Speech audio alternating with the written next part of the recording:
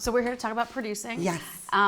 You and I have something in common, which is that we didn't start our careers producing right off the bat. I was a studio executive, and you have worked as a manager. And so I wanted you to talk about that experience of working in that side of the business first, and then kind of what that jump was for you going off into producing and the benefits of starting somewhere. You know, I think a lot of people, particularly who graduate college, it's so cheap and easy, and there's so many resources now to make your first feature and just like dive right in. Yeah. But I found that, you know, working in that studio space was more like my grad school that now benefits me so much, Totally. you know, so many years later. And so what was that like for you? I mean, I think for me, since I was in my very early 20s, I think I knew that I wanted to produce, but I didn't know the exact path to get there, and I hadn't had set experience. And so I had like been a development executive, and I like was a theater producer first and did the assistant things. And I moved to LA, and all of my relationships were, my friends were all writers. And I found that the way that I was trying to get producing off the ground was kind of in a managerial way. So like I would give a script to someone and they would say like, oh, it's great writing, but it's not really for me. And I'd be like, why don't you meet with the writer and find something else to work on with them? And then people would start working together and taking me out for drinks to thank me. And that's when I was like, oh, a manager gets 10% for doing these things that I'm doing. So I started managing and found that it was really helpful for producing. I mean, you're managing someone's career, but you're also developing their projects, and you're, you know, supporting them like producers do with directors. So it seemed like it was something that made sense, but it also is hard because I think like the industry looks at manager producers a certain way. And I had gone through the Sundance Labs and really started building my producing career, and really hated when people just assumed, because I also managed, that I wasn't a real producer, when it was really what I thought made me a better producer.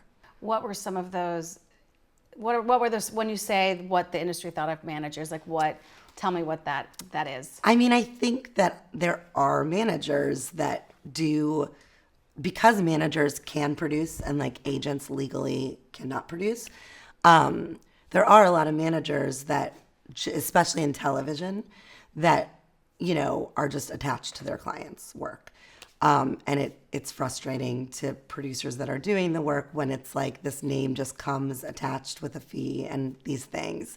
Managers also, if they're producing their clients' work, they're not taking 10%. So clients sometimes like that, like, because they don't have to give money to the managers.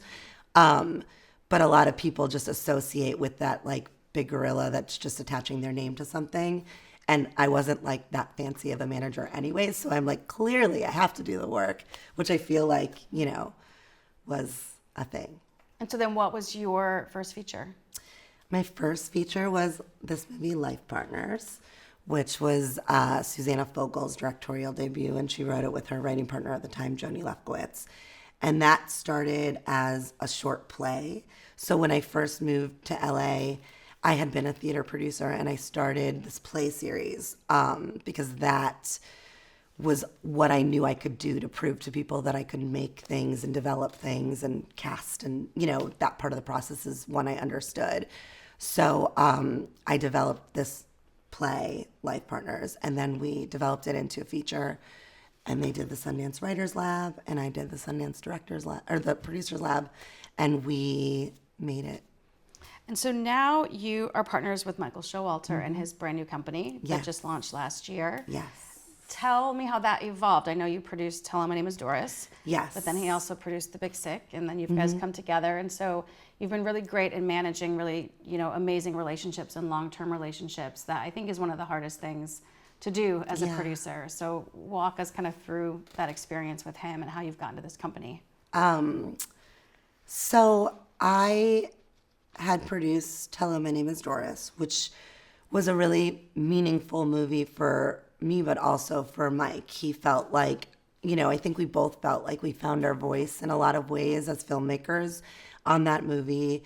with like he had done Wet Hot American Summer and the Baxter, things he's very proud of before, but they're like much more broad comedy. And I think this was a little bit more grounded and with heart and things that, you know, we kind of evolved together in that way. And I think when he approached me about starting a company together, I was really torn because like I've been a lone wolf. I've had companies with partners that I really, really love and the freedom to kind of produce whatever I want to and whoever I believe in. But there's been something about producing what feels like filmmakers' samples to get them their next big thing that just like is soul sucking.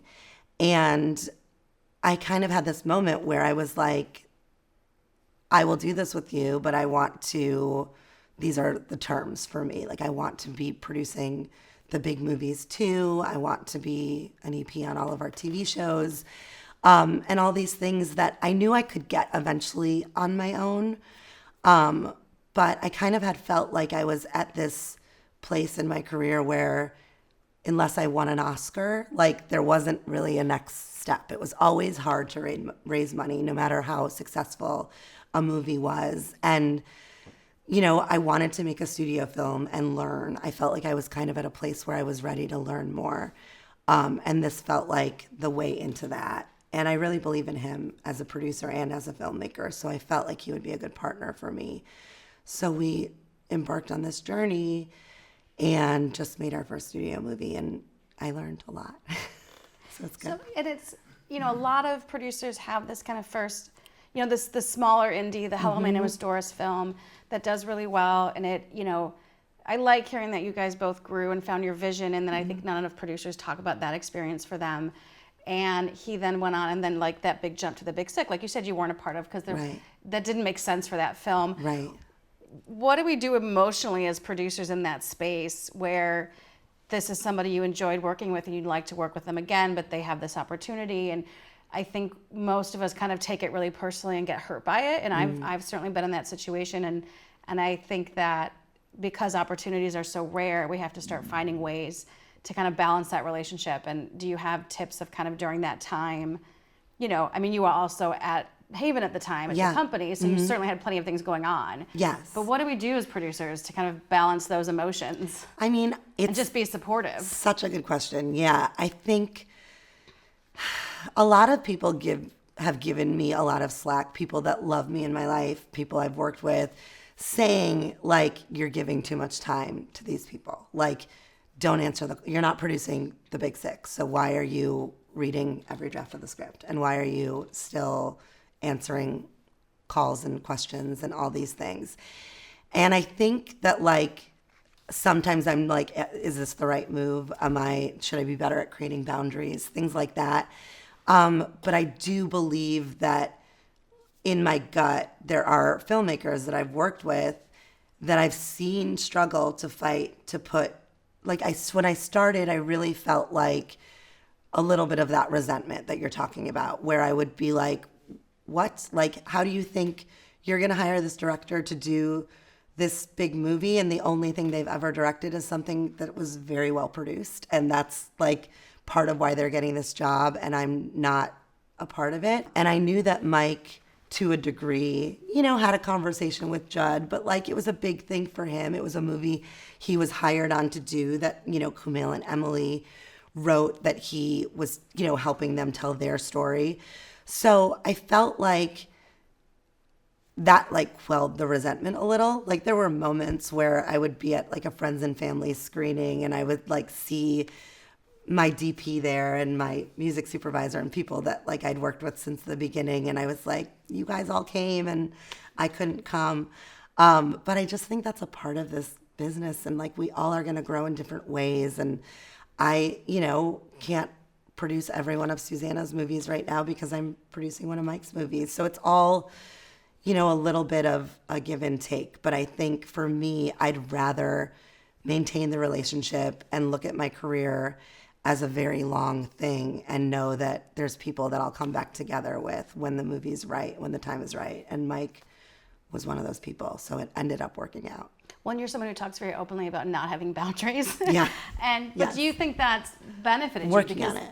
Well, no, but in a positive way, do you think that's helped because in those times where maybe Susanna done another movie or Michael, where the friendship is really important to you, and I think you have the long picture in mind all the time, which most of us work and live project to project, and because they're so hard and it's so hard to move up, it's just that, but you somehow have this great big picture at all the times and have maintained these relationships. Yeah, I think that, is a very big part of it for me. It's not ever been project to project.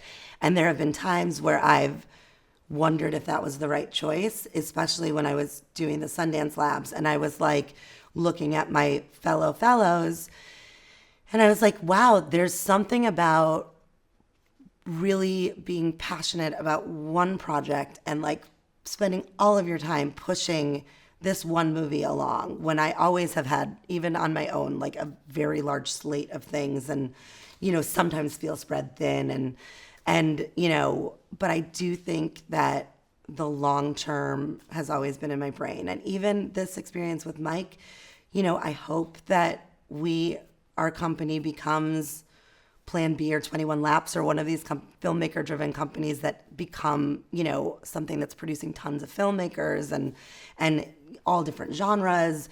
But I also know that if something doesn't work out, I know how to start a company and I know how to produce a movie.